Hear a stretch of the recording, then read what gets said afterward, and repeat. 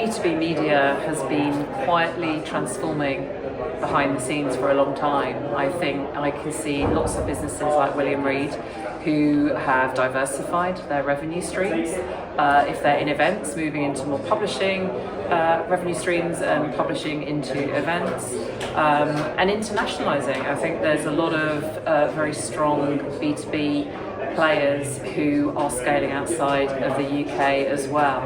I would sort of suggest that having a 160-year history makes us quite resilient in how we're growing, but also we're really ambitious in how we innovate and expand. I think we can. I think if you think, the content we're looking at today, we're sort of grappling with where AI fits, but also where we fit as people. And a lot of people have been talking about, us as humans, and it's not B2B, it's H to H, human to human, because we're all people at the end of the day. So I think we're sort of grappling with those two elements. And it's not an either or, I think it's both.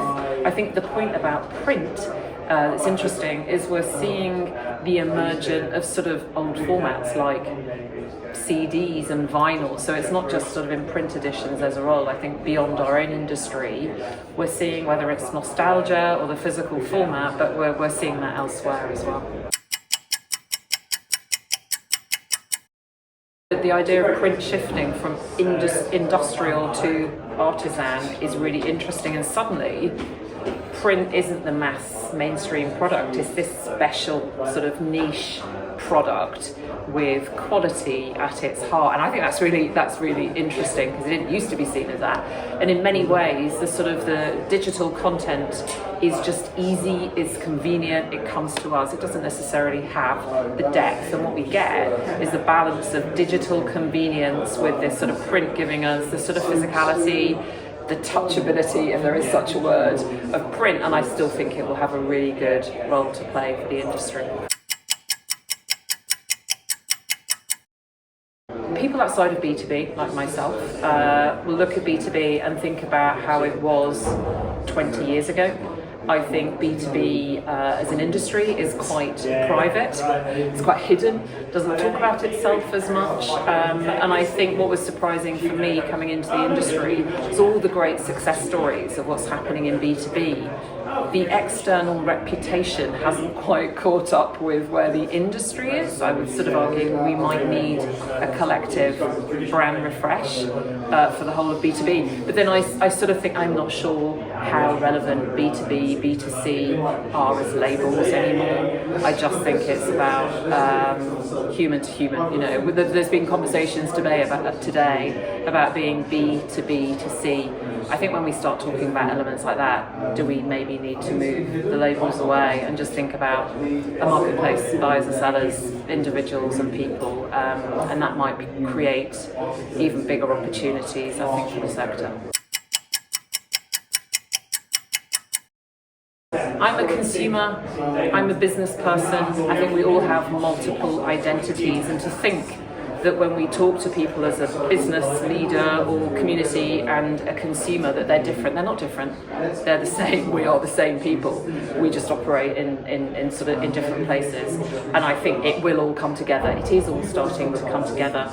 I run a business. I have my own separate business as a sort of hobby. I have many aspects to me, and I might interact with many different types of content. And I think that's the point, really. What we're seeing now is trends within B2B.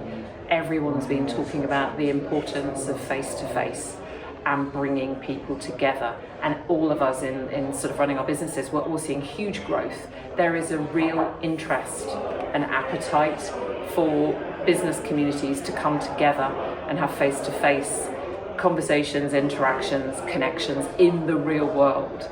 That is a trend, and that is our desire to connect in business as humans. And I think that's what we're seeing with the explosion of an attendance of lots of events across lots of sectors, is a human desire to connect with other people that you're doing business with. At the end of the day, it's all content. Whether it's publishing, whether it's event, we are curating content. and there's a feedback loop that we get to understand what content is interesting, what content people are sharing, engaging with, responding to. And so whatever channel or product we're looking at, it is at the end of the day all the same thing. We're creating content to engage audiences, to learn from that content, to fuel more content. We are merely connecting our different sectors to create value for the whole sector that we represent or that we service. I think we are all moving into face-to-face, and I think we'll continue to see growth in events, whether that's festivals or conferences, whatever it may be. I think that will continue. I think we're all internationalising our business, and that will continue. And I think British B2B businesses are doing well taking events into other markets. We're all looking at how data can fuel our understanding of our audiences and allow us to create better content. So what role data plays in that, I think that's going to be continue to be really important in the next few years. And I think as an industry, we're just trying to collaborate more on some of the big themes that we're all grappling with. How do we do that together?